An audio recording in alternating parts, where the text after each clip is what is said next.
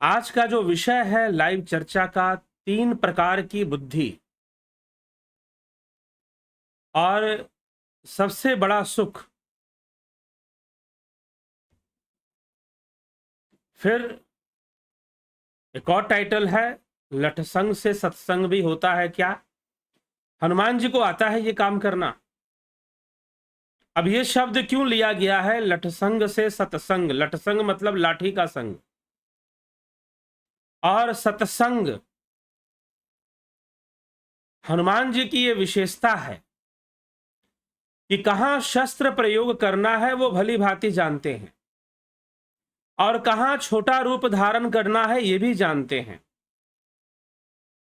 जैसे कि उन्होंने किस प्रकार से एक राक्षसी जो समुद्र के अंदर रहती थी उसको देखते ही उसका वध कर दिया, लेकिन जब सुरसा सामने आई, देवी सुरसा जो कि देवताओं के द्वारा भेजी हुई थी, नागों की माता थी, तो सुरसा जो थी उनके ऊपर शस्त्र प्रयोग नहीं किया, लघु रूप धारण कर कर अपने विवेक बुद्धि से काम लिया।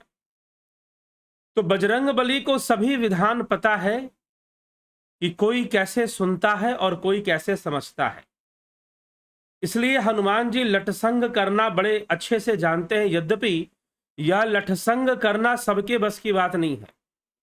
कोई लाठी उठा देने से लठसंग नहीं हो जाएगा, या शस्त्र प्रयोग से भी नहीं होगा, लेकिन हनुमान जी के अंदर विशेषता है कि वो किसी पर शस्त्र प्रयोग भी करते हैं तो वो समझ जाता है, और भटका हुआ इंसान जो संशय बुद्धि है, भटका हुआ है, वो रास्ते पे आ जाता है। तो रास्ते पर लाने के उनके पास कई तरीके हैं, उनमें से एक यह भी तरीका है जिसको लठसंग कहते हैं।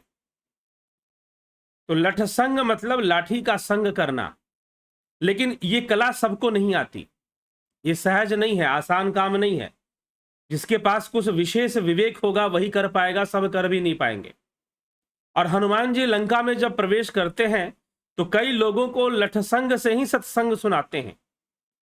नहीं मानोगे तो कुछ दूसरे तरीके से मनवाया जाएगा, बताया जाएगा, लेकिन तरीका होता है अलग अलग। हनुमान जी को आता है, बजरंग बली को कई तरीके आते हैं, क्योंकि वो विद्यावान गुणी अति चातुर हैं। विद्यावान है, गुणी है और अति चतुर हैं। तो अपने विवेक से, अपनी चतुराई से वो अपना मार्ग निकालते हैं, और इसी प्रकार से लंका में वो प्रवेश कर कर लंका को पहले एक पर्वत पर जाकर देखते हैं, सारी लंका को, लंका का सौंदर्य। लेकिन लंका में पापाचार है, व्यभिचार है, यह सब लंका में भरा हुआ है। यह भी लंका की बहुत बड़ी समस्या है। हनुमान जी सबके बारे में बताते हैं कि लंका ऐसी ऐसी दिखाई दे रही है, लेकिन अब उनके मन में विचार आता है कि किसी प्रकार से लंका में प्रवेश किया जाए, कैसे भी लंका में घुसा जाए। तो अब लंका में विशेषता है कि लंका में प्रवेश तो वो करेंगे, लेकिन लंका की सुरक्षा बहुत जो सिक्योरिटी है वो बहुत टाइट है। लेकिन ऐसी जगह पर प्रवेश कैसे किया जाए, किस तरह से प्रवेश किया जाए, तो हनुमान जी विचार करते हैं कि लंका में मैं प्रवेश कैसे करूं, किस प्रकार से प्रवेश करूं, और सीता माता की खबर लेकर मैं किस प्रकार से आऊं। इस बात पर वो सोचना शुरू कर देते हैं गंभीरता से। अब लंका की कुछ विशेषताएं हैं। लंका में 3 प्रकार की बुद्धि है। लंका में 3 प्रकार की बुद्धि है। वास्तव में हमारा यह जो मन है इसमें भी लंका है, यह भी लंका रूप है। हमारे व्यक्तित्व में भी लंका है, और हमारे व्यक्तित्व में अयोध्या भी है। अवध तहां जहां राम निवासु, तहां ही दिवस जहां भानु प्रकाशु।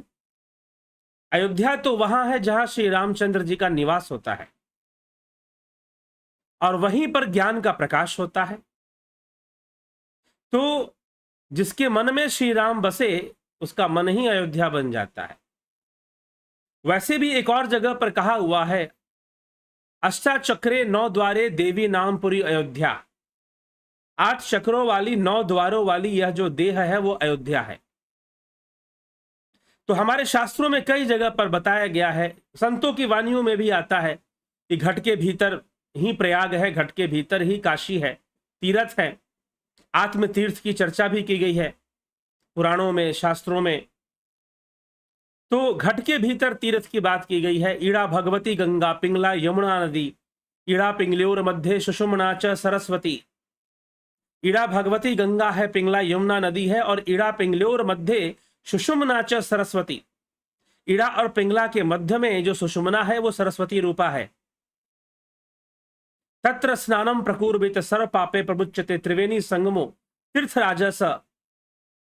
उसको तीर्थराज बुलाते हैं, जहां पर इन तीन नाड़ियों का मिलना होता है, ईड़ा पिंगला और सुषुम्ना। ऐसे भी लिखा गया, ईड़ा पिंगला सुखमना तीन बसे इकठाई, बेणी संगम तह प्रयाग मन मज्जन करे तिथाई। संत बेणी की वाणी में यह आता है। तो इस तरह से भी लिखा गया। लेकिन अब लंका कहां है? लंका भी हमारे भीतर है, लंका भी कहीं बाहर नहीं है। तो लंका की विशेषता है कि लंका में तीन चीजें हैं। तीन प्रकार की बुद्धि होती है। एक होती है सद्बुद्धि, एक होती है दुर्बुद्धि, और एक होती है संशय बुद्धि। तो सद्बुद्धि, दुर्बुद्धि और संशय बुद्धि, ये तीन प्रकार की बुद्धि होती है। और लंका में तीन प्रकार की बुद्धि है, सद्बुद्धि, दुर्बुद्धि और संशय बुद्धि। ये तीनों ही विद्यमान है। अब इन तीनों का कार्य क्या होता है? सद्बुद्धि का काम है सात्विकता को बना के रखना, ज्ञान को बना के रखना। तो लंका में ज्ञान भी है, ऐसी बात नहीं है कि लंका में ज्ञान नहीं है। हर तरह का ज्ञान लंका में है, अध्यात्म से लेकर। लेकिन फॉलोअर नहीं है, बात अलग है। ज्यादातर फॉलोअर मायावी शक्तियों के हैं, मायावी विज्ञान के फॉलोअर ज्यादा है वहां पर। तो लंका में सद्बुद्धि है और दुर्बुद्धि है और संशय बुद्धि है। संशय बुद्धि क्या करती है? जब दुर्बुद्धि भी हो और संशय बुद्धि भी आ जाए तो दुर्बुद्धि और संशय बुद्धि मिलकर बहुत बड़ी ताकत बन जाती है, क्योंकि वो दुर्बुद्धि का पोषण करती है। संशय बुद्धि क्या करती है? दुर्बुद्धि का पोषण करती है। संशय बुद्धि भ्रम का पोषण करती है, संशय बुद्धि अज्ञानता का पोषण करती है और भ्रम का पोषण करना शुरू कर देती है। उसकी रक्षा करती है दुर्बुद्धि का। कौन? संशय बुद्धि। संशय बुद्धि का मतलब है doubtful mind. You have many doubts. Doubtful mind, कि अब किसी को ईश्वर पर संदेह है, ईश्वर है या नहीं है, माने या नहीं माने, संदेह बना रहता है। किसी को विश्वास होता है कि ईश्वर है। अब विश्वास में भी अलग प्रकार के विश्वास है। अनुभूति के आधार पर विश्वास है कि बस ऐसे ही विश्वास है। अब इस विषय में शास्त्र क्या कहते हैं, किस ढंग से कहते हैं, इसका भी ज्ञान ना हो, शास्त्रों का भी ज्ञान ना हो, क्योंकि शास्त्र तो सबसे प्रथम आपको इंगित करते हैं कि ईश्वर वास्तव में है क्या चीज। अगर है तो है, अगर नहीं है तो नहीं है, और किस तरह से नहीं है और किस तरह से है, वो क्या करेगा। तो शास्त्रों का कथन है कि भाई ईश्वर आपके सुख दुख में कोई हस्तक्षेप नहीं करते, आपके कर्म फल में कोई हस्तक्षेप नहीं करते, वो तो आपको अपने कर्मों से भोगना है। मोक्ष का साधन बनते हैं, ध्यान योग के माध्यम से बनते हैं। तो इस प्रकार से कई बातें हैं, है नहीं है। एक तो संदेहात्मक स्थिति बनी रहती है, एक स्थिति है कि भाई नहीं है, चलो नहीं है, और एक स्थिति है नहीं है लेकिन वो हमें तो कुछ नहीं करेगा ना, हमें तो कुछ देगा नहीं देगा, हमारे दुखों को दूर करेगा नहीं करेगा, हमारे कष्टों को दूर करेगा नहीं करेगा। एक है कि है और कष्टों को दूर कर देगा, ऐसी ही बातें लोग कह देते हैं।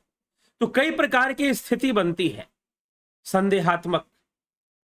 तो संदेहात्मक स्थिति जहां बनेगी वहां पर वो दुर्बुद्धि, मतलब कि कुमार्ग का पोषण करना शुरू कर देती है, और व्यक्ति को लगता है कि यही मार्ग सही है, गलत रास्ता ही सही है, क्योंकि वो रास्ता हमें स्पष्ट नहीं हुआ, अध्यात्म का रास्ता हमें स्पष्ट नहीं हुआ। बहुत सारे इस डायलेमा में, इस तरह के संकट में फंसे रहते हैं कि अब ईश्वर को माने या ना माने। अब वो देखते हैं कि भाई इतना पाप हो रहा है तो ईश्वर ने क्या कर लिया, जो पाप हो रहा है आज तक क्या कर लिया। कृष्ण ने एक द्रौपदी बचाई, लेकिन इतने सारे घटनाएं घटती हैं, कौन बचाता है, कौन आता है बचाने के लिए? अब तर्क देने वाले दे देंगे तर्क कि भाई नहीं, वो लोग कृष्ण को पुकारते नहीं, पुकारते हैं। संकट के समय क्यों नहीं आदमी पुकारेगा? संकट के समय ही तो जिसको भगवान में ना भी मानता, वो संकट के समय भगवान को पुकार लेता है। सोचता है कि भाई चलो सारे उपाय तो अब काम नहीं आ रहे, बस एक ही उपाय बचा है, भगवान को पुकार लेते। तो अंत समय में व्यक्ति वो भी उपाय कर लेता है, लेकिन बचाव नहीं होती बेचारे की। आप मान्यता के आधारित अनेकों तर्क दे दो, वो बात अलग है, क्योंकि लोग मानकर ही चलने में ज्यादातर अपने आप को समझदार नहीं है। ठीक है, अब मीमांसा तो कह देता है कि भाई कर्म ही सर्वोपरि है, कोई ईश्वर कोई देवता नहीं, कर्म ही सर्वोपरि है। तो क्या करोगे भाई? उसमें उन मीमांसकों को आप कैसे समझाओगे कि है? वो मान ले। हाँ, एक तरीका है कि बंदूक के दम पे समझाओ। जैसे कि कुछ समुदाय हमारे विश्व में, संसार में ऐसे लोग हैं जो कहते हैं कि मानो नहीं तो मारेंगे, मानो नहीं तो मारेंगे, जबरदस्ती मानो, है चाहे नहीं है लेकिन मानो। मान लो कि सूरज पश्चिम से निकलता है, नहीं मानोगे तो गोली मार देंगे। मानो और हम ऐसे लोगों की सरकार बनाएंगे जो सूरज पश्चिम से निकलता है। तो वास्तव में देखिए, नेताओं को चाहिए गधों की भीड़। जो हमारे देश में इस लोकतंत्र की यही विडंबना है। नेता चाहता है कि लोग गधे जैसे हों, जनता जो है वो एकदम गधे की तरह रहे, और एकदम गधे और मानसिक रूप से बिल्कुल गुलाम रहे। गुलाम रहे तो राजनेताओं ने, विश्व के पश्चिमी देशों के, यूरोपीय देशों के नेताओं ने, राजाओं ने एक फॉर्मूला ढूंढा कि नई किताब लिख दो, उसे बताओ कि वो आसमानी किताब है, heavenly book, that is heavenly book. वो हेवनली बुक है। लोग हमारी बात नहीं मानते, इस किताब की बात मानेंगे, और भय के कारण मानेंगे। एक अज्ञात भय, एक अज्ञात भय। ज्योतिष शास्त्र में कहते हैं कि ये अज्ञात भय राहु के कारण आता है। अगर किसी के लग्न में राहु बैठ जाए तो वो अज्ञात भय से ग्रसित रहता है। कई तरह के अज्ञात भय उसके जीवन में आते हैं, और जिस दिन से इस तरह का आसमानी ईश्वर आया, उस दिन से मानव समाज अज्ञात भय में चला गया कि ईश्वर प्रसन्न हो जाएगा, ईश्वर नाराज हो जाएगा, तो ईश्वर ये कर देगा, तो ईश्वर वो कर देगा। थोड़ी सी एक कांटा भी चुभा तो लगता है ईश्वर नाराज है हमसे। हमारे शास्त्र ऐसी कोई बात नहीं समझाते, वो सीधा सा कहते हैं कि भाई आपके कर्मों का फल भोगना है आपको, इसमें ईश्वर आके क्या कर लेगा। मीमांसा, अब जो लोग बहुत ज्यादा ईश्वर ईश्वर कहने वाले लोग हैं, वो वैकुंठ को मानने वाले लोग, और हमारे देश में और हिंदू धर्म में भी बहुत सारे ऐसे लोग हैं जो ये मानते हैं सब कुछ ईश्वर कर रहा है, तो उनको बहुत बुरा लगेगा जब वो मीमांसा शास्त्र को पढ़ेंगे और मीमांसा विद्वान कहते हैं कि कर्मों का फल कर्म ही देते हैं। कर्मों में अपूर्व की शक्ति होती है जो कर्मों का फल पैदा करती है। मीमांसा फिलॉसफी, पूर्व मीमांसा शास्त्र, अपूर्व की शक्ति से ही कर्म के फल पैदा होते हैं, ना कि कोई ईश्वर भगवान आकर देगा। तो कांटा भी चुभा तो वो भी कर्मफल, और किसी ने कहीं पर कुछ दे दिया तो वो भी कर्मफल। लेकिन ठीक है, लोग बहुत बढ़िया से गुलाम बन जाते हैं। तो पश्चिम के राजाओं ने इस तरह से एक किताब ढूंढ ली कि लोगों को गुलाम बनाकर रखा जाए। अब संदेहात्मक स्थिति बन गई, संशय स्थिति बन गई।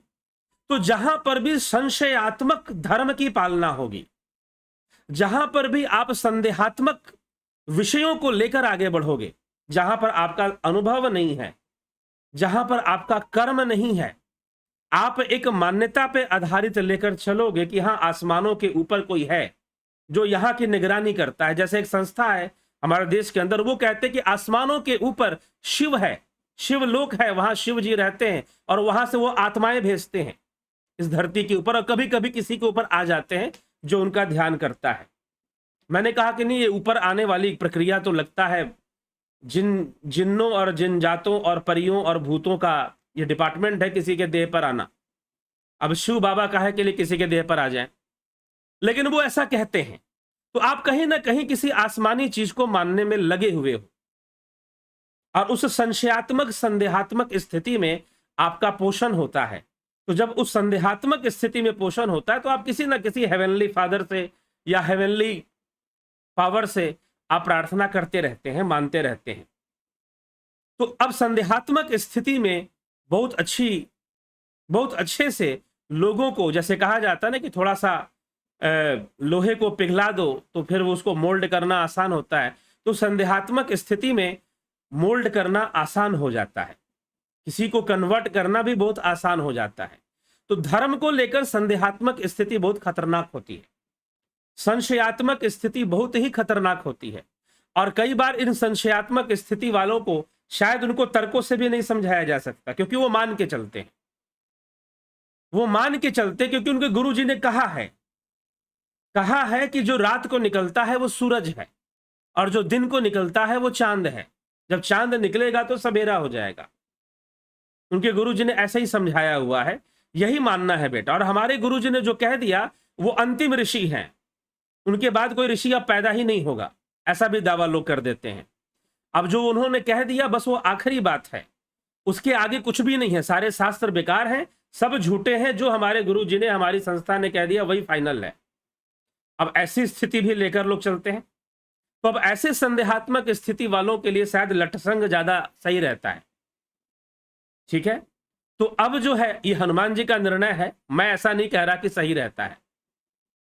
लंका में तीनों बुद्धि है, लंका में संशय बुद्धि भी है और लंका में दुर्बुद्धि भी है और लंका में सद्बुद्धि भी है।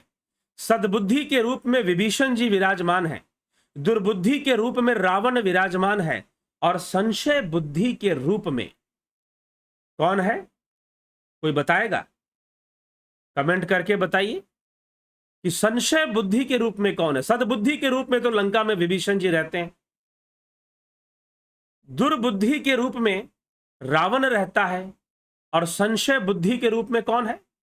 अगर आपको पता हो तो कमेंट कीजिए, कुछ देर में, तब तक मैं बताऊंगा।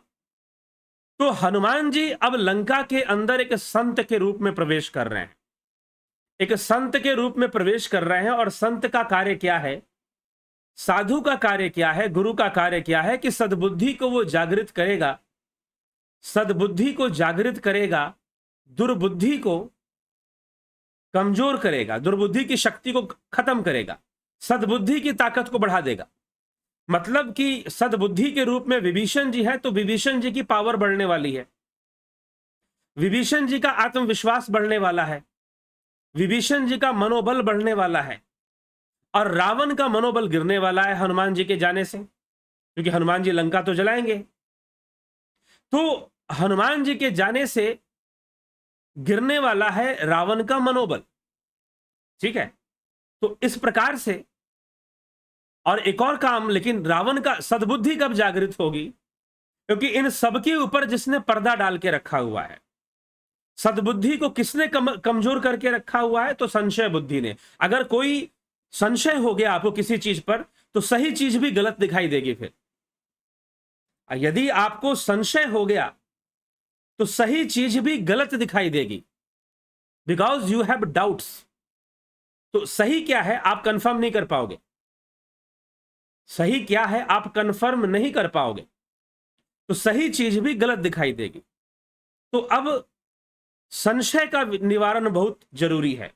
और जब संशय निवारण होता है आदमी का, तो वो ये नहीं कहता है कि मैं अज्ञानी था, वो ये कहेगा अरे मुझे समझ में नहीं आ रहा था, अब समझ में आ गया। वो ये कहेगा कि मुझे समझ में नहीं आ रहा था, अब समझ में आ गया, अब संशय दूर हो गया, संशय बुद्धि का निवारण हो जाएगा। और जैसी संशय बुद्धि का निवारण हो जाएगा, सद्बुद्धि को बल मिलेगी। हाँ ये सही है, सद्बुद्धि को बल मिलना शुरू हो जाएगा। इसीलिए हनुमान जी जब लंका में प्रवेश करते हैं तो सबसे पहले संशय बुद्धि का निवारण करते हैं। और ये बड़ा सुंदर और सार गर्भित घटना यहां पर घटती है, और वो संशय बुद्धि है रावण की रक्षा करने वाली, चारों ओर से रावण की रक्षा करने वाली, लंका की रक्षा करने वाली लंकिनी संशय बुद्धि है। लंकिनी को सब पता है रावण के बारे में, रावण कितना दुराचारी है, रावण कितना व्यभिचारी है, रावण कितना दुष्ट है, उसे सब पता है। लेकिन फिर भी सब पता होने पर भी संशय के कारण, ड्यू टू डाउट्स, संशय के कारण वो रावण की रक्षा करती, क्योंकि उसकी बुद्धि भ्रमित है, लंकिनी की बुद्धि भ्रमित है और वो रावण की रक्षा करती है। और रावण की रक्षा करने के कारण, लंका की रक्षा करने के कारण वो रावण को ही बलवान करती है, रावण को ही बलवान करती है। तो सबसे पहले अगर व्यक्ति का संशय बुद्धि समाप्त हो जाए तो दुर्बुद्धि कितना भी हावी हो, सद्बुद्धि का जागृत होना निश्चित हो जाता है। वो व्यक्ति अपनी, अगर आपको ज्ञान मिल जाए, यदि आपको सही ज्ञान प्राप्त हो जाए अध्यात्म का, तो आप पूरी तरह से आध्यात्मिक विकास के कार्य में लग जाएंगे कि भाई अब आध्यात्मिक विकास के कार्य में लगो, मेरे अंदर बहुत सारे विकार हैं, मेरे अंदर बहुत सारे चित्तवृत्तियां हैं जो बाधा बनकर, उन सबको खत्म करना है, चित्तवृत्ति का निरोध करना है, आपको मार्ग मिल जाएगा, मार्ग प्रशस्त हो जाएगा। लेकिन जब तक संशय बुद्धि है, जब तक आप डाउट में हैं, आपका रास्ता क्लियर नहीं है, आपका मार्ग स्पष्ट नहीं है, और आपकी जो सद्बुद्धि है, आपके जो सद्गुण है वो दबे हुए हैं, जो दुर्गुण है वो आते रहते हैं सामने, और संशय के कारण आदमी बहुत सारे पाप करता है, संशय के कारण आदमी बहुत सारे गलत कर्म करता है, बहुत सारे पाप करता है, गलत कर्म करने लग जाता है संशय के कारण।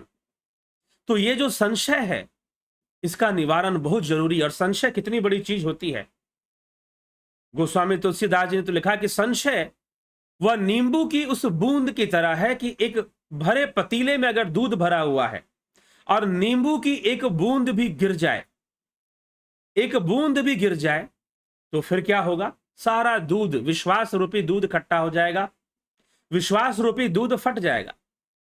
संशय की इतनी ताकत होती है, संशय के अंदर बहुत शक्ति होती है, लेकिन नकारात्मक शक्ति होती है। तो संशयात्मक स्थिति पैदा करना, और इस मामले में यह राजनीति में बहुत ज्यादा चलता है कि जनता के अंदर संशयात्मक स्थिति को हम पैदा कर पाए और वोट को हम कन्वर्ट कर पाए, जो मत है उसको हम डिस्टर्ब कर दें और संशयात्मक स्थिति को हम पैदा कर दें, इस चीज की होड़ लगी रहती है। तो संशयात्मक स्थिति जो है वो सबके लिए खतरनाक होती है, व्यक्ति के कल्याण के लिए भी। और ज्यादातर लोग जो गलत कर्म करते हैं वो कहीं ना कहीं संशय में करते हैं कि शायद हम सही कर रहे हैं। ज्यादातर जो गलतियां होती हैं या पाप होते हैं वो संशय की स्थिति में होते हैं कि शायद हम वी आर राइट, वो अपने आप को राइट समझ रहे होते हैं। ड्यू टू डाउट्स, संशयों के कारण, बहुत सारे संशयों के कारण वो अपने आप को सही समझ रहे होते हैं। तो वैसे ही यहां पर दुर्बुद्धि की जो ताकत है वो लंकिनी के कारण है, और लंकिनी की स्थिति है कि वो संशय में रहती है, वो संशय में रहती है। उसको भी लगता है कि वो रावण की रक्षा कर कर शायद सही कर रही है, लेकिन जब हनुमान जी मिलते हैं और हनुमान जी लठसंग से सत्संग सुनाते हैं तो उसको समझ में आ जाता है कि नहीं, मैं गलत कर रही हूं, मुझे रावण की रक्षा नहीं करनी चाहिए, मुझे रावण की रक्षा नहीं करनी चाहिए। इसलिए संशय का निवारण होना चाहिए। संशय सर्प ग्रसहु मोहितात त्राता, दुख लहरी कुतर्क बहुब्राता। गरुड़ जी काकभूषण जी से कहते हैं कि संशय सर्प ग्रसहु मोहितात, कि हे तात कि संशय सर्प ने मुझे ग्रास कर लिया है, संशय सर्प ने मुझे डस लिया है।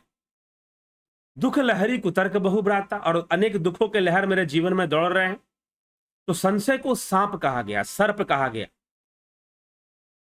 भगवान श्री कृष्ण कहते हैं कि संशय आत्मा विनश्यति, संशय आत्मा का विनाश होता है। ज्ञान से ही किसी का कल्याण संभव है, नहीं तो संशय आत्मा का तो विनाश हो जाएगा, जो संशय में रहेगा हमेशा। इसलिए रावण का विनाश होने वाला है, क्योंकि रावण दुर्बुद्धि स्वरूप है। और बजरंग बली जी, हनुमान जी प्रवेश करते हैं लंका में, और क्या कहते हैं, सुंदरकांड की बड़ी सुंदर चौपाइयां, क्या गोस्वामी जी लिखते हैं, पुर रखवारे देखी बहु कपि बन किन्न विचार, अति लघु रूप धरऊ निसी नगर करऊ पैसार। नगर के बहुसंख्यक रखवालों को देखकर हनुमान जी ने मन में ही विचार किया कि अत्यंत छोटा रूप धरूं और रात के समय नगर में प्रवेश कर जाऊं, अत्यंत छोटा रूप धरकर मैं नगर में प्रवेश कर जाऊं। अत्यंत छोटे रूप में भी हमें अगर सत्संग मिल जाए तो अहोभाग्य है। मसक समान रूप कपि धरी, मच्छर के समान हनुमान जी ने कपि रूप धर लिया। अब एक और बात ध्यान रखिएगा, एक और बात यहां विचार करने योग्य है कि जो संशय बुद्धि वाले होते हैं उनके अंदर एक विशेषता होती है, वो बुद्धिजीवी होते हैं, इंटेलेक्चुअल्स होते हैं। क्यों? क्योंकि वो हर चीज पर डाउट करते हैं, हर चीज को बड़ी बारीकी से देखते हैं और हर चीज पर डाउट करेंगे, हर छोटी से छोटी बात पर वो संशय करेंगे। उनके अंदर ये चीज होती है। अब हनुमान जी ने मसक रूप तो धारण कर लिया। अब हनुमान जी को ये उस समय नहीं पता था कि जो लंकनी है वो संशय बुद्धि है। लंकनी क्या है? लंकनी संशय बुद्धि है। हनुमान जी ने मसक रूप धारण कर लिया, लेकिन जो संशय बुद्धि वाला व्यक्ति होता है ना, जो व्यक्ति हर चीज पर डाउट करने की जिसको आदत है, संशय बुद्धि वाला हर व्यक्ति के हर चीज पे डाउट करेगा। उसका काम है start with doubt. Cartesian theory. West में एक फिलोसोफर हुआ डेकार्टिस, उसने थ्योरी ऑफ डाउट्स दिया था। तुम हर बात को डाउट से ही शुरू करो, तब तुम किसी कंक्लूजन पे पहुंचोगे। डेकार्टिस ने ऐसी कोई थ्योरी दी थी, शायद उसी थ्योरी को लंकनी ने पढ़ लिया था। और जो संशय बुद्धि वाला व्यक्ति होता है ना, वो छोटी से छोटी बात को, अच्छा ऐसे कपड़े पहना है, क्यों पहना है, अच्छा ये कर रहा है, किसी को भी देखेगा संशय करेगा पहले, अच्छा हंस रहा है, क्यों हंस रहा है, अच्छा मुझे देख रहा है, क्यों देख रहा है, कहीं मुझे देखकर कुछ। तो ऐसे लोग कई बार स्किज़ोफ्रेनिया के मरीज हो जाते हैं, जो कई बार हर चीज पर डाउट करते हैं, हर चीज पर। तो उनको जो चीज नहीं भी दिखनी होती वो भी दिखनी शुरू हो जाती। उनको लग जाता है कि वो सामने वो व्यक्ति आ रहा है, मुझे मार डालेगा। वो लगता है मेरी ही बातें कर रहा है, मेरे बारे में अंट-संट बातें बोल रहा है। और फिर धीरे धीरे ये चीज जब ज्यादा बढ़ जाएगी तो स्किज़ोफ्रेनिया उनको हो जाता है। ऐसा भी देखने में आया। तो ज्यादा डाउटफुल मत रहा कीजिएगा, हो सकता है प्रॉब्लम आ जाए। अगर आपके साथ ऐसी घटना घट रही है कि आप हर चीज पे डाउट कर रहे हैं, तो आप भविष्य में स्किज़ोफ्रेनिया के भी मरीज बन सकते हैं। ठीक है, तो ये स्थिति, और उनको अच्छी नींद भी नहीं आती है फिर। तो हर छोटी से छोटी बात पे डाउट, भाई आज ऐसा कर रहा है, ये ऐसा कर रहा है, तो ये इस तरह का। तो छोटी सी छोटी चीज को देखने की आदत होती है। अब हनुमान जी को क्या पता कि हनुमान जी ने सोचा कि मच्छर की तरह रूप बनाऊंगा और घुस जाऊंगा। अब लंकनी ठहरी संशय बुद्धि, उसकी नजर से कौन बचने वाला? डाउट करने वाले लोगों से जल्दी आप बच नहीं पाओगे, जिनको हर छोटी बात पर जानबूझकर ध्यान देने की आदत है। हालांकि वो खुद इस बात से परेशान रहते हैं कि छोटी छोटी बातों को हम दिमाग में क्यों भर के रखते हैं। छोटी छोटी बातों को हम दिमाग में क्यों भर के रखते हैं, वो खुद ही इस बात से परेशान होते हैं, लेकिन आदत से मजबूर हैं। छोटी चीजें उनसे बचती नहीं हैं, जबकि छोटी छोटी कई बातों को हमें इग्नोर करना चाहिए लाइफ में, अगर हम एक अच्छा जीवन जीना चाहते हैं तो। ठीक, लेकिन अब लंकनी से कैसे बचा जाए? हनुमान जी ने मसक रूप धारण कर लिया और लंकनी ठहरी पूरी लंका की रक्षा करने वाली। और जब तक ये रक्षा करेगी, ब्रह्मा जी का वरदान है, कोई उसे पराजित नहीं कर सकता। लंकनी को ब्रह्मा जी का वरदान है, लंकनी को ब्रह्मा जी का वरदान है, नहीं संभव है उसको पराजित करना। तो जब तक लंकनी है तो रावण तक पहुंचना भी मुश्किल था बहुत। अब हनुमान जी ने मच्छर का रूप धारण किया, मसक समान रूप कपिधरी, लंक ही चले सुमरी नरहरि, नाम लंकनी एक निशिचरी, सो कह चले सी मोहिनिंदरी। मोहिनिंदरी, हनुमान जी मसक रूप पर भगवान राम का नाम लेकर प्रवेश तो कर गए, घुसने लगे, लेकिन जैसे ही घुसने लगे, उस राक्षसी ने कहा कि मेरा निरादर करके बिना मुझसे पूछे लंका में प्रवेश कर रहा है, हवा भी नहीं घुस सकती, तो मच्छर है। फिर भी लंकनी का दावा कि हवा भी मेरी मर्जी के बिना लंका में नहीं घुस सकती, और तू तो मच्छर है। फिर भी लंकनी ने ये सोचा कि ये मच्छर है, ये मच्छर है और लंका के अंदर प्रवेश कर रहा है, ये ठीक बात नहीं है बिना मेरी मर्जी की। तो सोच लीजिए लंकनी की बुद्धि कैसे थी, संशय बुद्धि। तो लंकनी ने हनुमान जी को देख लिया, पकड़ लिया। जाने हो नहीं मर्म सठ मोरा, मोर आहार जहां लगी चोरा। अरे मूर्ख, मेरे भेद को नहीं जानता, मेरा तो वही आहार है जहां चोर है, चोरों को मैं अपना आहार बनाती हूं। तो लंकनी का काम है, वो चोरों को अपना आहार बनाती है। तो देखिए, डाउट करना अच्छी बात भी है, लेकिन किसी भी चीज की अति सर्वत्र वर्जते। ऐसा नहीं कि डाउटफुल माइंड होना या डाउटफुल हमारा जो स्टाइल है या एटीट्यूड है, डाउटफुल एटीट्यूड होना ये कोई गलत चीज नहीं है, लेकिन अति तो किसी भी चीज की अच्छी नहीं होती, बीमारी का रूप धारण कर लेगी अगर अति हो जाएगा तो लंकनी मच्छर के रूप में हनुमान जी घुस रहे हैं और लंकनी ने देख लिया। डाउट करने वाले लोगों से बचना मुश्किल होता है, वो हर चीज को डाउट की नजर से देखते हैं। तो अब जो है लंकनी ने देख लिया, मसक समान रूप कपिधरि लंक ही चले सुमरि नर नाम लंकनी एक निश्चरी सो का चले सु मोहि निंदरी जाने हो नहीं मर्म सठ मोरा मोर आहा जहां लगी चोरा। तेरे जैसे चोर ही मेरे आहार बनते हैं। मुठिका एक महाकपिहनी रुधिर बमत धरनी ढनमणि पुनि संहारी उठी सो लंका जोरी पानी कर विनय सशंका। जब रावण ही ब्रह्म बर दीन्हा चलत बिरंच कहा मोहि चन्हा बिकल हो सितय कपि के मारे तब जानेसु निश्चर संहारे। तात मोर अति पुण्य बहुता देखो नयन राम कर दूता। तात स्वर्ग अपवर्ग सुख धरिय तुला एक अंग तूलन ताहि सकल मिली जो सुख लव सतसंग। तो लंकनी को सत्संग का सुख हनुमान जी ने दे दिया। कैसे दे दिया? तो कहते कि मुठिका एक महाकपि, हनुमान जी ने देखा कि भाई इसने तो पकड़ लिया, इसकी नजरों से बचना संभव नहीं है। लंकनी की नजर तो आजकल के कैमरे से भी ज्यादा तेज थी। आजकल के कैमरे भी चूक कर जाएं, आदमी मास्क वास्क पहनकर अपनी पहचान छुपा ले कैमरे से, ठीक है, तो कैमरे से, आजकल के कैमरे से बच जाए, लेकिन लंकनी के नजरों से बचना मुश्किल था। मच्छर रूप धारण करने पर भी लंकनी के नजरों से बजरंग बली बच नहीं पाए। प्रवेश तो कर रहे थे, देख लिया, अब देखा कि भाई ये ऐसे तो मानेंगे नहीं, और बजरंग बली ने क्या किया, अपना रूप विस्तार किया और एक मुष्टिका का प्रहार उसके मस्तक पर दे दिया। मुट्ठी बांधी और एक मुट्ठी बांधकर उसके माथे पर प्रहार दे डाला। अब बेहोश होकर, मुख से खून उगलते हुए बेहोश होकर वो गिर गई। एक मुष्टिका प्रहार होते ही वो बेहोश होकर गिर गई। लेकिन अब हनुमान जी के पास खुला रास्ता है कि लंका में प्रवेश कर सकते हैं। लंकनी तो गिर गई, लेकिन अब हनुमान जी यहां पर एक विचित्र कार्य करते, वो लंका में जाते ही नहीं, वो प्रतीक्षा करते हैं लंकनी के उठने का, क्योंकि वास्तव में जो मुष्टिका थी वो मात्र मुष्टिका नहीं थी। वो जो मुष्टिका थी वो मात्र मुष्टिका नहीं थी, वो मुष्टिका से बढ़कर कुछ और चीज थी। अब ऐसी मुष्टिका प्रहार या ऐसा लठसंग, यही इसी को कहते हैं लठसंग, करने की जो टैलेंट है वो बजरंग बली के अंदर होता है। सबके बस की बात नहीं है ये। कभी कोशिश मत कीजिएगा किसी को लठसंग से सत्संग सुनाने का, प्रयास मत कीजिएगा, क्योंकि ये बजरंग बली ही कर सकते हैं, ये कोई संत या सिद्ध पुरुष ही कर सकते हैं, सबको ये काम नहीं कर सकता। तो हनुमान जी ने एक मुष्टिका, एक मुक्का बांधकर बढ़िया से लगाया उसके सिर पर, वो खून उगलते हुए नीचे गिर गई।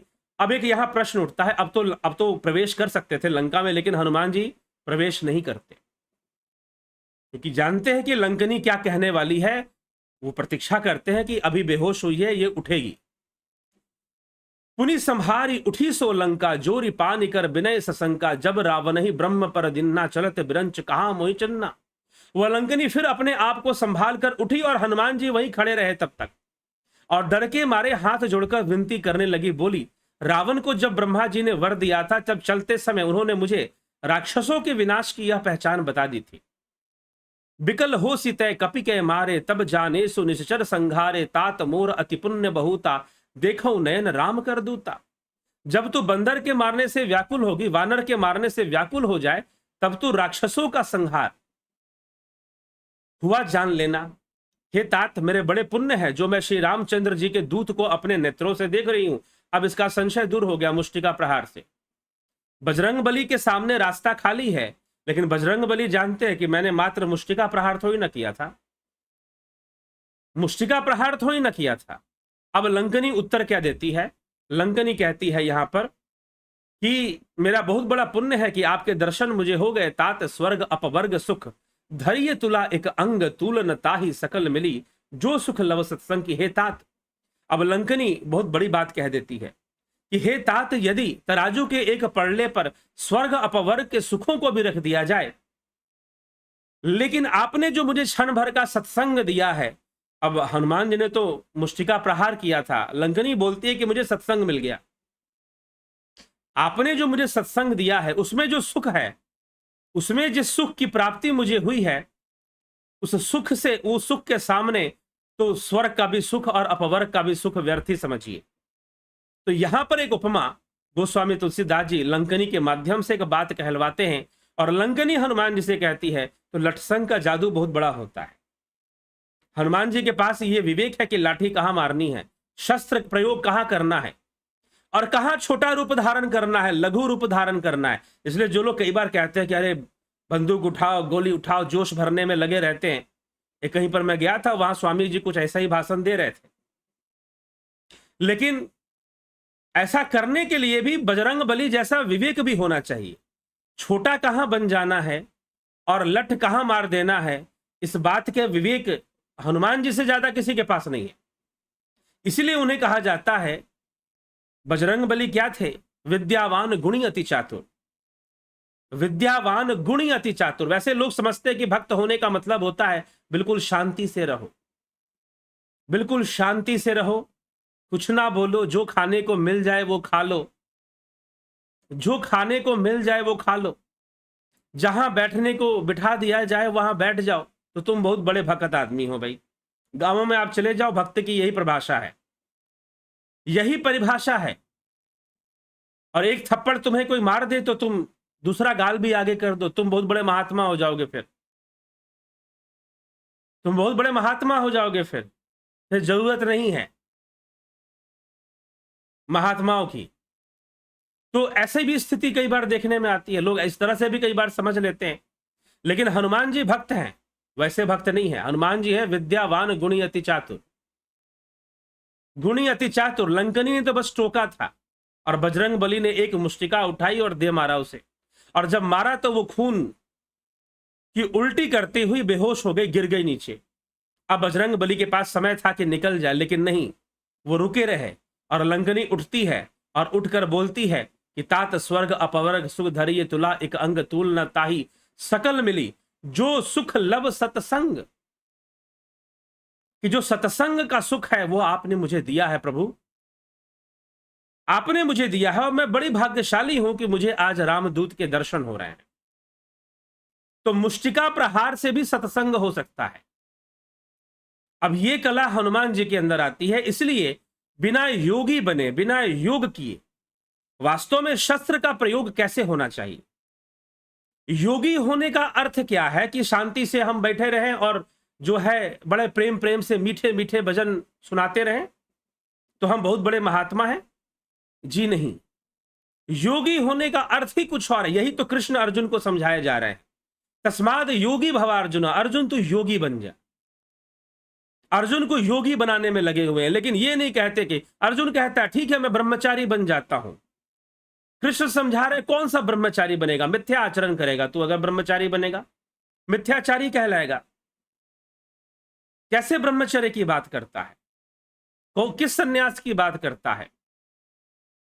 क्योंकि इन मात्र अग्नि कर्मों को त्याग देने से कोई सन्यासी नहीं हो जाता, कोई योगी नहीं हो जाता। अनाश्रितो कर्म फलम कार्यम यह करोति, यह कर्म करोति, यह सन्यासी च योगी। जो अनाश्रित होकर कर्म फल से रहित होकर कर्म फल में आसक्ति ना रखकर जो कर्म करता है वो योगी है। लेकिन जो कर्म फल पर आश्रित है वो कभी योगी नहीं है। वो कभी, उसके ब्रह्मचारी होने का क्या मतलब, उसके सन्यासी होने का क्या मतलब? इसलिए तो योगी बन जाए। अब अर्जुन को युद्ध भी करना है और योगी भी बनना है। दोनों बातें एक साथ कैसे संभव हो? विवेक। शस्त्र उठाना एक है आवेश में शस्त्र उठाना, एक है बौखलाकर शस्त्र उठाना, एक है राजनीति के लिए शस्त्र उठाना, और एक है अपनी चेतना को जागृत करके शस्त्र उठाना, जैसे बजरंग बली ने शस्त्र उठाया है। हनुमान जी की यह विवेक बुद्धि है कि सुरसा के सामने लघु रूप धारण करना है, सिंहसी का वध करना है, और लंकनी को तो बस एक मुष्टिका प्रहार करना ही काफी है। उसी में यह मान जाएगी, क्योंकि यह संशय बुद्धि है, इसके संशय का निवारण हो जाएगा। और लंकनी के संशय का निवारण हो गया। लंकनी ने अपना वरदान भी सुना दिया कि मुझे ब्रह्मा जी ने वरदान दिया था कि जब वानर तुझे एक मुष्टिका मारेगा तो समझना कि अब राक्षसों का अंत आ चुका है। क्योंकि लंकनी भी प्रतीक्षा कर रही थी। लंकनी परेशान थी कि कब तक इस रावण की सेवा करनी पड़ेगी, इतना पापी है, इतना दुष्ट है,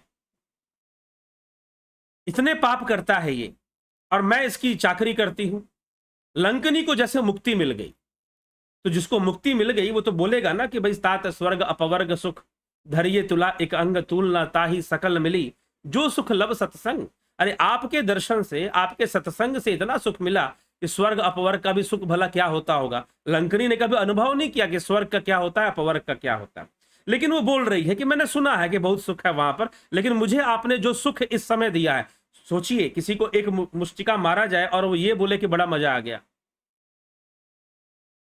तो वास्तव में मुष्टिका प्रहार मात्र हनुमान जी ने नहीं किया था, लंकनी के संशय का निवारण कर दिया था। और लंकनी समझ गई कि अब मुझे लंका की रक्षा नहीं करनी चाहिए, अब मुझे रावण की रक्षा नहीं करनी चाहिए। तो जब तक संशय बुद्धि का अस्तित्व है तब तक दुर्बुद्धि बनी रहेगी, तब तक दुर्बुद्धि को बल मिलता रहेगा। इसलिए और संशय बुद्धि का निवारण कैसे होता है, निराकरण कैसे होता है, संशय बुद्धि का निवारण होता है तो फिर वो सत्संग से ही होता है, वो आध्यात्मिक ज्ञान से ही होता है। आध्यात्मिक ज्ञान से ही संशय बुद्धि का निवारण होगा, संशयों का निवारण होगा, साधना से होगा, ध्यान योग से होगा। जब खुद ध्यान योग करोगे, अपने घट के भीतर उतर कर जान जाओगे कि ईश्वर का स्वरूप क्या है, खुद देख लोगे। जाने बिनु ना होए प्रतीति, बिनु प्रतीति होए नहीं प्रीति। जाने बिना विश्वास नहीं होता और बिना विश्वास के प्रेम नहीं हो सकता। गोस्वामी तुलसीदास जी लिखते हैं, जाने बिनु ना होए प्रतीति, जाने बिना भला कैसे विश्वास होगा। तो जब जान जाओगे, जब ध्यान योग करके खुद सीख लोगे, खुद अपने घट के भीतर उतर जाओगे, जान जाओगे, तो धर्म से संबंधित, आध्यात्म से संबंधित सारे संशयों का निवारण हो जाएगा। अध्यात्म से संबंधित सारे संशयों का फिर निवारण हो जाएगा। तो हमें अध्यात्म से संबंधित संशयों के निवारण हेतु ज्ञान की आवश्यकता है, आध्यात्मिक ज्ञान की आवश्यकता है। और सच पूछिए तो हनुमान जी ने लंकनी को आध्यात्मिक ज्ञान ही प्रदान किया था, जिससे कि उसको समझ में आ गया कि भाई अब लंका का विनाश संभव है, अब दुर्बुद्धि खत्म होने वाली है, रावण भी खत्म होने वाला है और विभीषण जी जागने वाले हैं। और जिस दिन रावण मरेगा, सद्बुद्धि जागकर लंका के सिंहासन पर बैठ जाएगी, विभीषण जी लंका के सिंहासन पर बैठ जाएंगे। और यही होने वाला है। और ये जो रामदूत आए हैं यही काम करने वाले हैं, इनके माध्यम से यही होगा। लंकनी के सारे संशय दूर हो गए। तो क्लियर योर डाउट्स, अपने संशयों को दूर करो, तब जाकर आनंद मिलेगा। ईश्वर के ऊपर संशय, आत्मा परमात्मा पर कैसे दूर होगा? मात्र सुनने, और कुछ लोग मात्र तर्कों तक सीमित रहना चाहते हैं, वो कोई अभ्यास नहीं करना चाहते, वो ध्यान योग नहीं करना चाहते, वो घट में उतरना नहीं चाहते। तो जब सही तरीके से कोई जाना हुआ व्यक्ति आपको बताएगा तो वो सही बात बताएगा, वो जबरदस्ती आपको कुएं का मेंढक नहीं बनाएगा कि भाई आओ मुझे फॉलो करो और जैसा मैं कहूं वैसा वैसा ही करते चलो और कूप मंडूक बन जाओ, और 50 तरह की बहुत सारी चीजें हो सकती हैं। तो इस तरह से वो आपको नहीं करेगा और आपको वास्तविक अध्यात्म ज्ञान से जोड़ने का प्रयास, और आपके संशयों का निवारण होगा, संशयों का निवारण होगा। और जब संशय निवारण के बारे में गोस्वामी तुलसीदास जी ने बहुत कुछ लिखा है, भगवान कृष्ण ने भी लिखा है कि संशय आत्मा विनश्यति, श्रद्धावान लभ्यते ज्ञानम, संशय आत्मा विनश्यति। जो श्रद्धावान है वो ज्ञान का लाभ उठाते हैं, और संशय आत्मा का तो विनाश होता है। लेकिन संशय का निवारण कैसे होगा? बिना ज्ञान के संशय का निवारण भी संभव नहीं। बातों से नहीं कि ऐसा है वैसा है, हम मान ले कि ऐसा है वैसा है, ये लोक है वो लोक है, ऐसा लोक वैसा लोक, हम मान लें या अनुभव कर लें। तो इसीलिए आध्यात्मिक रूप से अनुभूति जरूरी है, ध्यान योग जरूरी है। जब हम ध्यान योग करेंगे तो हम आध्यात्मिक अनुभूतियों से गुजरते हैं। कई लोग हैं यहां पर जिन्होंने ध्यान योग किया और वो अपनी आध्यात्मिक अनुभूतियां बताते रहते हैं। एक बार हमने उनके अनुभूतियों की वीडियो भी डाली थी, आगे भी डालेंगे। तो अनुभूतियां वो बताते रहते हैं कि हमने ये अनुभव किया और हम ऐसी ऐसी अवस्था से गुजर रहे हैं, ऐसा ऐसा अनुभव कर रहे हैं, हम जैसे शून्य में चले गए हों, हम जैसे नाद श्रवण सुन रहे हैं और नाद में खो जाते हैं तो परमानंद का अनुभव करने लग जाते हैं। ऐसे कई लोग हैं जो ऐसी दिव्य अनुभूतियां प्राप्त करते हैं ध्यान योग के माध्यम से। तो जब अनुभव में चीजें आनी शुरू हो जाएंगी तो संशय अपने आप खत्म हो जाएगा, संशय का निवारण अपने आप ही होना शुरू हो जाएगा। इसलिए ज्ञान की ओर बढ़िए। स्वामी विवेकानंद जी कहते थे, it is better to be an atheist then to being a hypocrite, कि नास्तिक बनना, वैसे अथेइस्ट का मतलब हम नास्तिक नहीं कह सकते, क्योंकि नास्तिक का अर्थ हमारे शास्त्रों के अनुसार कुछ और होता है। ईश्वर को नहीं मानना और ईश्वर को नहीं मानना बेहतर है कि तुम बिना जाने ईश्वर को मानो। It is better to be an atheist than to being a hypocrite. कि ढोंगी बनने से बेहतर है, अंधविश्वासी बनने से बेहतर है कि तुम नास्तिक बन जाओ, तुम ईश्वर को मानना ही बंद कर दो, अनिश्वरवादी बन जाओ। अगर हम वैदिक भाषा में बात करेंगे तो अनिश्वरवादी, जैसे सांख्य दर्शन ने अनिश्वरवाद को रखा सामने और इवोल्यूशनरी थ्योरी दी थी, विकासवाद का सिद्धांत दिया था सांख्य दर्शन ने। सारी चीजें प्रकृति में किसी ईश्वरीय शक्ति द्वारा नहीं आती हैं, बल्कि विकासवाद के माध्यम से आती हैं, इवोल्यूशन के थ्रू आती हैं। ये सांख्य फिलॉसफी ने ये मत अपना रखा था। तो इस तरह की बातें भी शास्त्रों में हमारी आती हैं। तो वहां पर ईश्वर के द्वारा निर्मित संसार की चर्चा नहीं की जाती है फिर।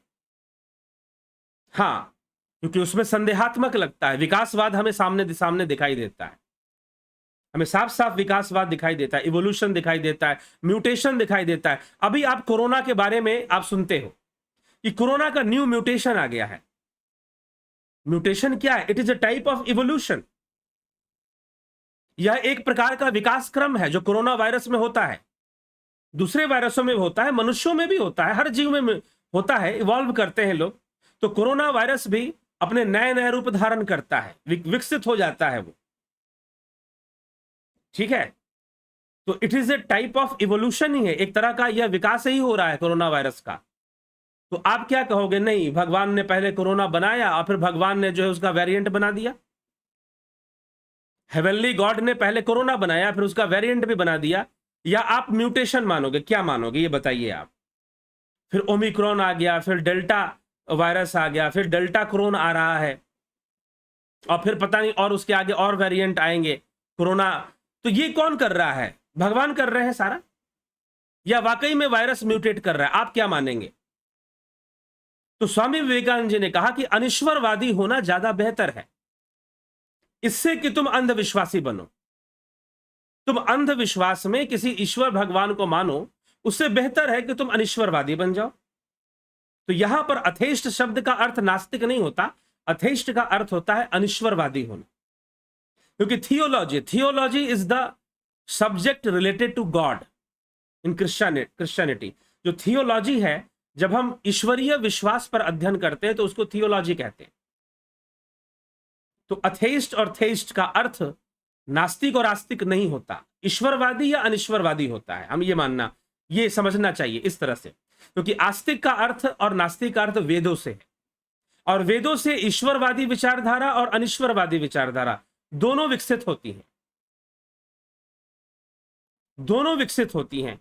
तो अब ईश्वरवादी कहने का मतलब जो ये कह देते हैं कि सब कुछ ईश्वर ने बनाया है, जैसे कि कोई माता स्वेटर बुनती है तो वो ईश्वर ने वैसे ही संसार को बुना है, कुछ इस तरह की बातें भी लोग सुनाते हैं या बताते हैं। तो उनके अनुसार कोरोना वायरस म्यूटेट नहीं कर रहा है, मतलब कि गॉड ने ही बनाया होगा फिर कोरोना को, और कोरोना फिर डेल्टा वेरिएंट गॉड ने बना दिया। तो गॉड तो लगता है मनुष्यों के पीछे पड़ गया है कि भाई मरो तुम लोग जल्दी, दुखी कर रखा है शायद, कुछ ऐसी बातें भी हमें कहनी पड़ेगी। तो इसीलिए संशयात्मक बुद्धि से हटकर आप नॉलेज की ओर बढ़िए, आप ज्ञान की ओर बढ़िए। स्वामी विवेकानंद जी का कहने का मतलब यह था कि आप हिपोक्राइट मत बनिए, आप ज्ञान की ओर बढ़िए, ढोंगी मत बनिए, अंधविश्वासी मत बनिए, और ज्ञान की ओर बढ़िए। तो मुष्टिका प्रहार होते ही लंकनी को ज्ञान हो गया, उसका संशय दूर हो गया, और उसने निश्चय कर लिया कि भाई अब मुझे सत्संग मिल गया है, परम सुख, अब उसे लंका की नौकरी करने की जरूरत नहीं है, रावण की रक्षा करने की भी जरूरत नहीं है, मुझे मुक्ति मिल गई है। और वो जो सुख है, अब उसको क्या पता, इसी को मुक्ति कहते हैं। इसीलिए उसने कह दिया तात स्वर्ग अपवर्ग सुख धलिए तुला एक अंग, कि तराजू के एक पड़ले पर स्वर्ग और अपवर्ग के सारे सुखों को रख दिया जाए, और आपने जो मुझे सत्संग दिया है, अब हनुमान जी ने दिया था लटसंग, लेकिन उसको लग रहा था सत्संग, यह हनुमान जी की ही विद्या ऐसी थी उनके पास, या फिर सिद्ध योगी या संतों के पास ही ऐसी विद्या होती है कि लटसंग भी देंगे तो। एक मुष्टिका प्रहार किया और उसने कहा कि मुझे सत्संग मिला है। उसने कोई शिकायत नहीं की हनुमान जी से, सीधा बोला कि मुझे तो सत्संग मिला है और मैं बड़ी सुखी हूं, बड़ा आनंद आ रहा है मुझे, परमानंद का अनुभव हो रहा है मुझे। अब किसी को मुष्टिका प्रहार से परमानंद का अनुभव हो, ये रामायण में ही ये मिल रहा है हमें सुनने को। चलिए, ये बजरंग बली की विशेषता है, उन्हीं की महिमा है, उन्हीं का सौंदर्य है कि वो इतने विवेकी हैं, इतने चतुर हैं कि कहां पर बोलना है, कहां पर शस्त्र प्रयोग करना है, वो सब जानते हैं, और कहां शस्त्र प्रयोग नहीं करना है, कहां डंडा नहीं उठाना है, वो ये भी जानते हैं। तो उनका यह विवेक है, और इसी विवेक से हनुमान जी शस्त्र प्रयोग करते हैं। और वास्तव में शस्त्र और सिद्धियों का धारक भी ऐसा विवेकी व्यक्ति ही हो सकता है, जो शक्तियों को धारण कर सके, जिसके अंदर वैसा विवेक जागृत हो। नहीं तो गलत हाथ में जब शक्तियां जाती हैं तो वो समाज का नुकसान पहुंचाती हैं, मानवता और संसार का बहुत नुकसान कर देती हैं, और सबसे बड़ी बात, वो अपना नुकसान भी करती है, आत्मघाती भी हो जाती है। तो शस्त्र प्रयोग करने के लिए अगर गलत ढंग से शस्त्र प्रयोग हो गया तो वो आत्मघाती भी साबित हो सकता है। अगर हनुमान जी जैसा बुद्धि विवेक नहीं है तो फिर वो शस्त्र जो है आत्मघाती भी हो सकता है। तो शस्त्र उठाएं, शस्त्र उठाने की बातें करें, परंतु बुद्धि विवेक भी अपना विकसित होना चाहिए, नहीं तो वो शस्त्र भी आत्मघाती साबित होगा। यह भी विचार कर लेना चाहिए। तो चलिए, इसी तरह से सोचते हुए हनुमान जी को अब रास्ता, अब मांगने की रास्ता जरूरत नहीं है। स्वयं लंकनी हनुमान जी से कहती है, प्रबसी नगर की जय सब काजा, हृदय राखी को सलपुर राजा, गरल सुधा रिपु करहि मिताई, गोपत सिंधु अनल सितिलाई। बहुत सुंदर। अब तो सत्संग सुना रही है लंकनी कि प्रबसी नगर कीजिए सब काजा, हृदय राखी को सलपुर राजा, कि नगर में प्रवेश कीजिए, हे बजरंग बली, नगर में प्रवेश कीजिए। श्री रामचंद्र जी को हृदय में बसाकर आप नगर में प्रवेश कीजिए। उसके लिए विष अमृत हो जाता है, शत्रु भी मित्रता करने लग जाते हैं, समुद्र गाय के खुर के बराबर हो जाता है, अग्नि में भी शीतलता आ जाती है। किसके लिए? गरुड़ सुमेरु रेणु समताही, राम कृपा करि चितवा जाही, अति लघु रूप धरेउ हनुमाना, पैठा नगर सुमिर भगवाना। और हे गरुड़ जी, सुमिर पर्वत, काकभूषणी जी गरुड़ जी से कहते हैं, सुमेरु पर्वत उसके लिए रज के समान, धूल के समान हो जाता है। जिसने श्री रामचंद्र जी ने एक बार कृपा से देख लिया, उसके लिए सारी चीजें संभव हो जाती हैं। इसलिए हे बजरंग बली, आपके लिए कुछ भी असंभव नहीं है। लंकनी कहती है, आपके लिए कुछ भी असंभव नहीं है, इसलिए प्रवेश कीजिए। श्री रामचंद्र जी को हृदय में बसाकर आप प्रवेश कीजिए और कीजिए सब काजा, जो भी कार्य करने आए हैं उसको करके दिखाइए। प्रबसी नगर कीजिए सब काजा, हृदय राखी को सलपुर राजा। राम सलाका में कभी ये चौपाई आ जाए तो समझो कि कार्य संपन्न होने वाला है। ठीक है, राम सलाका का अगर प्रयोग करते हैं आप, तो अगर ये चौपाई आ जाए तो समझो कि कार्य पूर्ण होने वाला है। जो लोग राम सलाका के बारे में जानते हैं वो लोग इसका प्रयोग भी करते हैं। एक भविष्य के बारे में जानने की एक विधि है, हर रामचरितमानस खरीदेंगे तो उसमें मिलेगा, नहीं तो इंटरनेट पे भी आपको मिल जाएगा राम सलाका। अगर ये चौपाई आ गई तो जो भी आपने कार्य निश्चित किया है समझिए वो होने वाला है। कौन सी चौपाई? प्रबसी नगर कीजिए सब काजा, हृदय राखी कौशलपुर राजा, ऐसा माना जाता है। तो चलिए ठीक है, वो एक अलग विषय हो जाएगा। तो बजरंग बली को प्रवेश करने के रास्ता मिल गया, और खुद लंकनी ने बोला कि अब जाइए, प्रवेश कीजिए, मैं ठीक हूं, मैं जा रही हूं लंका को छोड़कर, मेरा समय समाप्त हुआ, अब रावण की दुर्गति होने वाली है, रावण नष्ट होने वाला है। ठीक है, तो संशय बुद्धि का तो निवारण हो जाता, तो संशय तो खत्म हो गया और संशय प्रसन्न हो गया। लेकिन बेचारा दुर्बुद्धि तो फंसेगा, क्योंकि उसका जो रक्षक था वही चला गया, तो निश्चय ही अब सद्बुद्धि जागृत होगी। तो संत क्या करते हैं? संत जो होते हैं वो हमारी सद्बुद्धि को जागृत करते हैं, संशय बुद्धि का निवारण करेंगे और सद्बुद्धि को जागृत करेंगे। तो बजरंग बली अब कहां जाएंगे? तो विभीषण जी के पास जाएंगे, और हनुमान जी विभीषण जी के पास जाकर क्या क्या बातें करते हैं, कौन कौन से वार्तालाप करते हैं, हम आगे के प्रसंग में, आगे की चर्चा में उसको सुनेंगे। ठीक है, हम अपने आध्यात्मिक संशयों का निवारण करना चाहते हैं। यदि आप अपने आध्यात्मिक संशयों का निवारण करना चाहते हैं तो ध्यान योग का कोर्स करिए, घट में उतरना सीखिए और जानिए कि ईश्वर की सत्ता आपके अंदर विद्यमान है, और किस प्रकार से विद्यमान है, किस रूप में विद्यमान है, क्या आप जानते हैं?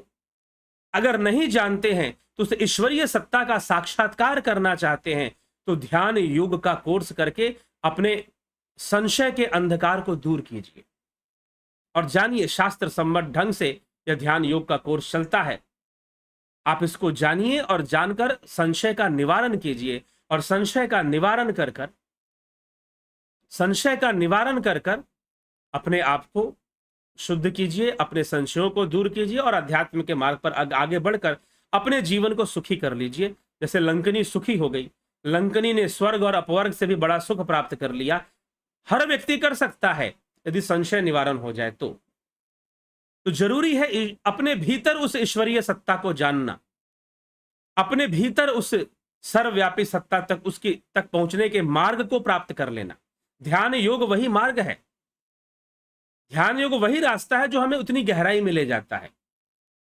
और जब हम जानेंगे, जब हम साधना करेंगे तो हमें खुद ही उसका साक्षात्कार, उसके संकेत मिलने शुरू हो जाएंगे और फिर संशयों का निवारण भी हो जाएगा कि हाँ, हम सही रास्ते पर हैं और हम सही दिशा में अपना ध्यान कर रहे हैं, सही दिशा में हमारी साधना चल रही है और कई अनुभूतियां हो रही हैं। मैनी एक्सपीरियंसेस विल कम, बहुत सारी Divya अनुभूतियां, divine experiences will come, आनी शुरू हो जाएंगी। ठीक है, तो हमें इस तरह से विचार करते हुए अपने संशय का निवारण कर लेना चाहिए, तभी जीवन का कल्याण है। नहीं तो बहुत सारे संशय, धर्म को लेकर बहुत सारे संशय लोगों को होते हैं, अनेकों प्रकार के। कर्म करें, साधना करें, ध्यान योग करें तो बातें समझ में आएंगी। सिर्फ ये कहने से नहीं कि ये ब्रह्मानंद, ये परमानंद, ये भजनानंद, ये बड़ा आनंद तो वो बड़ा आनंद। मिल रहा है कि नहीं मिल रहा है, अनुभव में आ रहा है कि नहीं आ रहा है।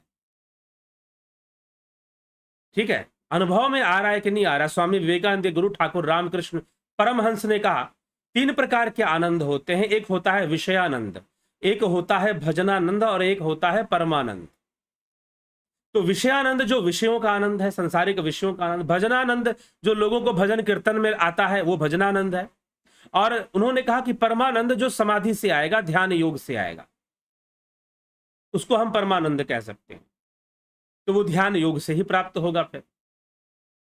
तो इसलिए 14 अप्रैल से ध्यान योग का कोर्स शुरू हो रहा है, मौका ना चूकिए और इसको ज्वाइन कर ध्यान योग का पूरा पूरा लाभ उठाइए, अंतर्घट में प्रवेश कीजिए। अपने भीतर ईश्वरीय सत्ता है, उसको ढूंढिए और जानिए।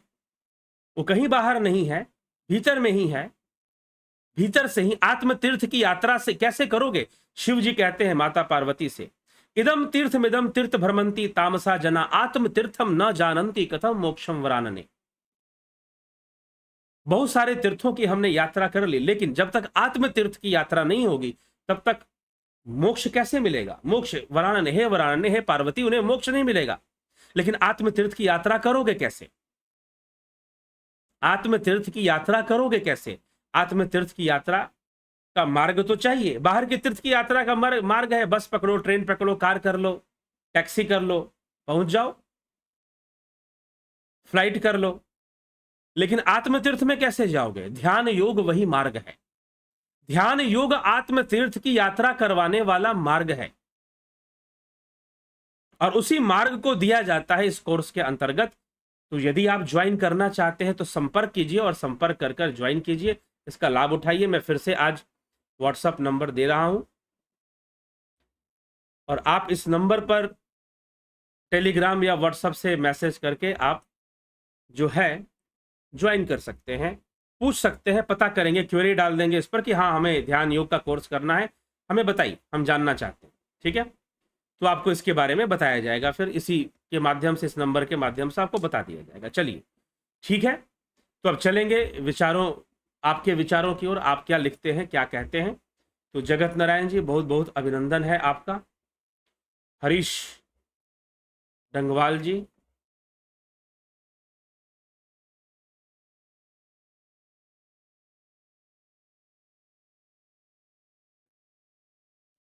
हरीश डंगवाल जी, संत कुमार भाटी जी,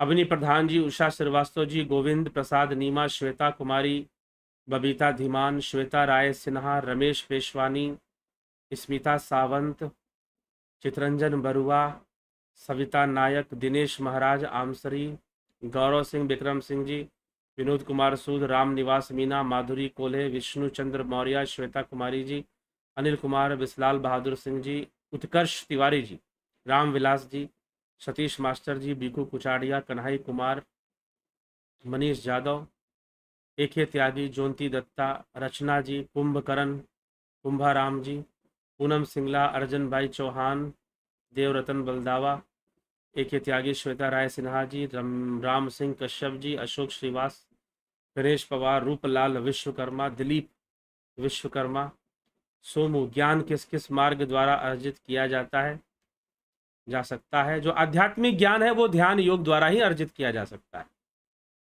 रमेश चंद्र जी, मिथिलेश सिंह जी, पंकज सोनी, सत्संग मिक्स से भी बड़ा है, ठीक है जी। मोहन रावत जी, निर्मला बत्रा जी, ब्रह्मा जी ने दरस समय देते हुए उसे कहा था कि जिस दिन कपि के मारने से तू व्याकुल होगी उसी दिन तेरा उद्धार हो। निर्मला बत्रा जी, वेरी इंटरेस्टिंग शीर्षक, ठीक है।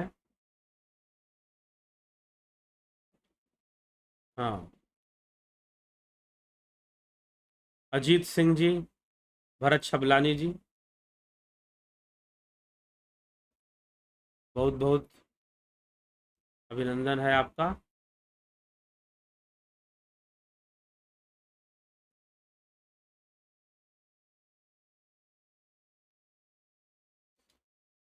तो चलिए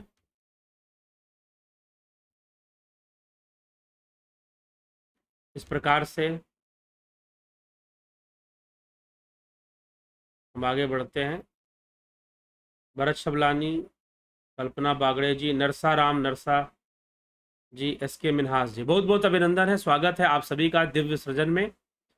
और कल फिर हम लाइव चर्चा का कार्यक्रम लेकर 9 बजे उपस्थित होंगे एक अलग विषय पर। और विषयों की चर्चा हो ही रही है तो ये रामचरितमानस से संबंधित सारे विषय हैं। सुंदरकांड है, सुंदरकांड एक सुंदर घटना है, इसमें होने वाली हर घटना ही सुंदर है। तो और बजरंग बली बहुत तीव्रता से लंका पार करते हैं, लंका पार करने का तरीका सुंदर है, लंकनी को समझाने का तरीका सुंदर है, लंका में प्रवेश करने का भी तरीका सुंदर है। विभीषण और हनुमान जी की मुलाकात भी अत्यंत सुंदर घटना है। कैसे हनुमान जी और विभीषण जी मिलते हैं और दोनों में क्या क्या बातचीत होती है, वो जो डायलॉग्स हैं, वो जो कन्वर्सेशन है, वो अपने आप में बहुत सुंदर है। तो हनुमान जी और विभीषण जी मिलकर कैसी बातें करते हैं, फिर सीता जी से मिलना, फिर अक्षय कुमार का वध होना, फिर लंका को जला देना, लंका में आग लगा देना, ये सारी घटनाएं हैं जो सुंदरकांड में चलेंगी। और फिर विभीषण जी का श्री रामचंद्र जी को समर्पण करना, ये सारी घटनाएं चलेंगी। जुड़े रहें, बने रहें और सुंदरकांड पर चर्चा आप लाभ उठाते रहें। और साथ ही ध्यान योग करके अपनी चेतना को जागृत करें, अपने अंदर बैठे, अपने भीतर बैठे ईश्वरीय सत्ता का साक्षात्कार करें, साक्षात्कार करें, उसे जानें। यही ध्यान योग का उद्देश्य है। चलिए ठीक है, इसी के साथ विराम देते हैं। कल फिर मिलते हैं 9 बजे लाइव चर्चा में। बहुत बहुत आभार आप सभी का।